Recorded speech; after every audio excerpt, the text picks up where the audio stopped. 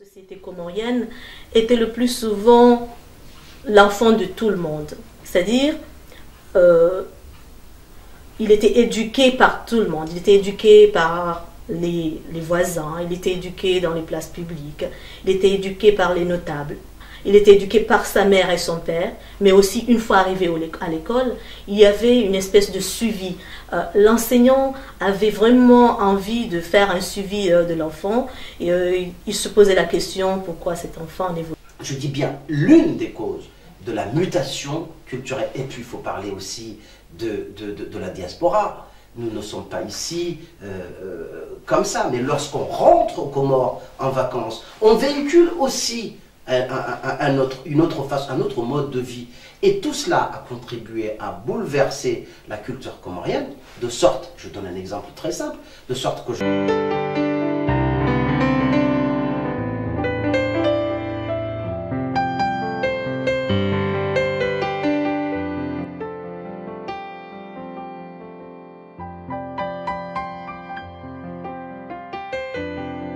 il y a certains mots, il y a les mots, il y a la part de responsabilité des humains en ce qui concerne la mort.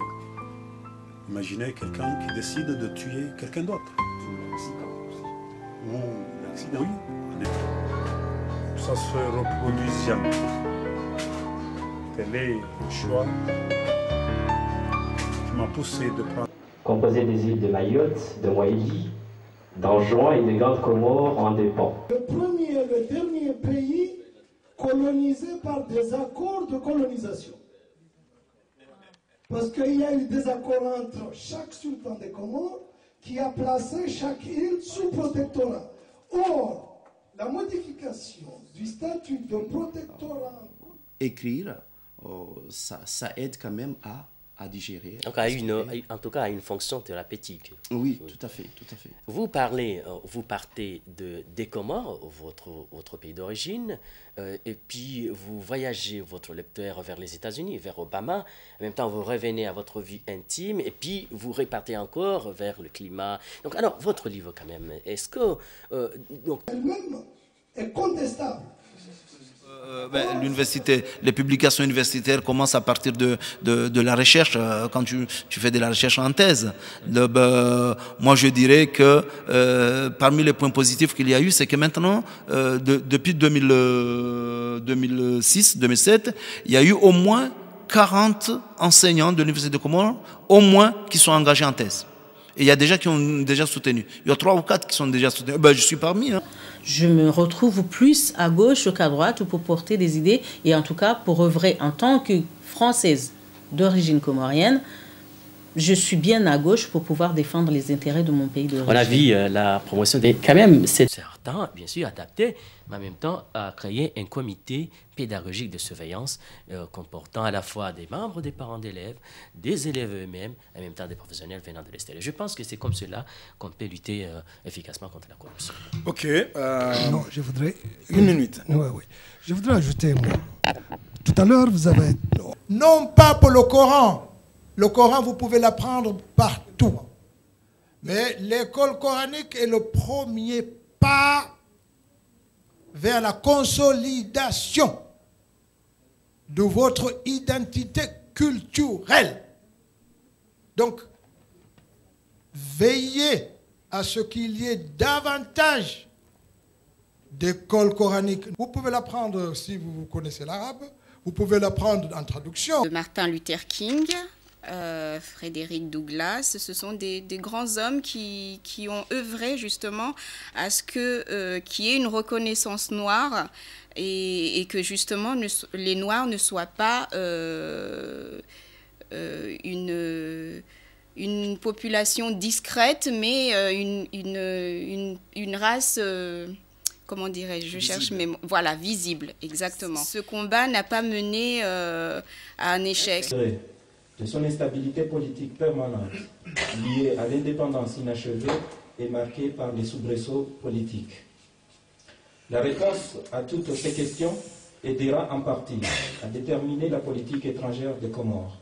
L'intérêt national des Comores a été pressenti pour la première fois à la veille de l'indépendance du pays lorsque, dans un élan unanime, la classe politique comorienne décida de libérer le pays du système colonial français et exigea l'accession de l'archipel à la souveraineté nationale. En engageant, bien sûr, autrui à une surenchère d'offrandes, voire de destruction à la potelage de Mos. Donc, ces échanges-là, cela renvoie au respect de l'ordre, de l'honneur et de la honte. C'est ambitieux. En regardant les autres. Mais on a la chance d'être à l'extérieur, donc on regarde ce que les autres font. Et on se dit, si eux, ils savent le faire, pourquoi pas nous? Donc, au fur et à mesure... Le jeune qui a son diplôme, qui cherche un premier emploi, nous pouvons l'aider à trouver son stage ou son premier emploi. Nous pourrons peut-être engager des actions de solidarité, de développement entre l'Europe et notre pays d'origine. Voilà, donc nous aujourd'hui...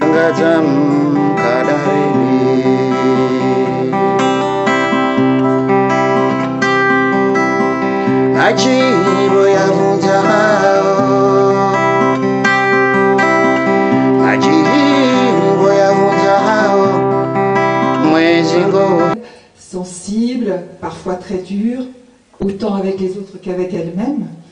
Et c'est toutes ces contradictions qui fait que parfois, effectivement, elle est désemparée par rapport... ça marche pas très bien parce que... Je voulais vraiment formuler sur le titre toute cette hésitation qu'on retrouve dans le roman et qui est là, qui est omniprésente du début à la fin. C'est vraiment une question, mais en même temps, et donc c'est pour ça qu'il y a le oui et le point d'interrogation à la fois. C'est une sorte de paradoxe intérieur qui caractérise le personnage et son choix. Oui, c'est pas la... Je pense que tout enfant adopté un jour ou un autre se pose la question de qui sont mes vrais parents, d'où je viens. Je pense que c'est d'autant plus fort chez mon personnage parce que comme justement elle a été coupée de ses racines et de sa langue et de sa culture, elle est comme estropiée un peu, elle a besoin de chercher d'où vient ce manque et qui est à l'origine de sa vie, de sa naissance. Et donc elle décide de partir. Je pense qu'aussi à l'âge de 18 ans, quand on devient adulte... Qui veut dire quoi? C'est la dernière bataille en décembre 1819 qui a donné la libération définitive à l'Amérique latine. Donc il s'appelait Francisco Coquis. Donc c'est vraiment, il a eu plusieurs enfants, il a beaucoup de descendants et il y a toujours des coquisses que je vais voir. Je suis invitée vraiment comme la parisienne de la famille qui vient, je suis accueillie à bras ouverts. Donc il y avait beaucoup d'archives de la famille. Il a été traduit que vous aviez dans la famille française et que vous avez... ils ont cherché leurs racines en France. Oui. Et bon, ils ont trouvé mon père. Et c'est moi qui ai pris la relève. Et donc le bouquin a été traduit en espagnol et il y avait 300 coquilles à la signature, à la présentation du livre à l'Alliance française de Lima. Donc c'était une passion et ça, je me suis engagée là-dedans par passion. C'est avec le cœur que j'écris parce que bon, j'aime pas beaucoup faire... Mon ami Jamal fait un travail méritant, que ce soit les Sakina Msa, que ce soit Mahmoud Keldi, que ce soit Mohamed Ibrahim, que ce soit Arnaud Assoumani, ainsi d'autres, hein, et plusieurs autres. Au fond, vous avez décidé, Saïd Mohamed Changama, d'introduire, en tout cas à l'échelle d'élévation sociale, l'idée de mérite fondée sur la compétence, les grandes dominations, c'est-à-dire l'attention faite aux actions des citoyens, des personnes. Mais finalement, cette idée de mérite, c'est-à-dire de renverser l'idée de hiérarchie sociale, parce qu'au Comores, en tout cas, l'hiérarchie sociale est fondée sur le grand mariage, vous avez dit tout à l'heure, et là, vous êtes venu renverser, bousculer cette statue. La motivation là-dedans. On ne sera pas motivé. Enfin, moi, personnellement, je ne serais pas motivée à faire quelque chose que moi, j'aime pas faire. Donc, vous voulez qu'une orientation, c'est celle qui correspond, qui s'adapte à la motivation de l'individu. Une orientation qui s'adapte effectivement à la personnalité de l'individu. Voilà, à sa personnalité, comment il est, sa façon d'agir. Je fais des recherches sur le manuel scolaire. Est-ce que vous pouvez nous dire un peu plus? Tous des textes comoriens. Pour quelque chose qui m'intéresse, les textes pour enfants. Les textes pour enfants sont déterminants pour l'avenir. La noblesse de l'âme, la vertu, le respect de la convenance, et traquant la vulgarité, les faux pas, la grossièreté et l'obscénité. Afin d'y voir clair, nous avons...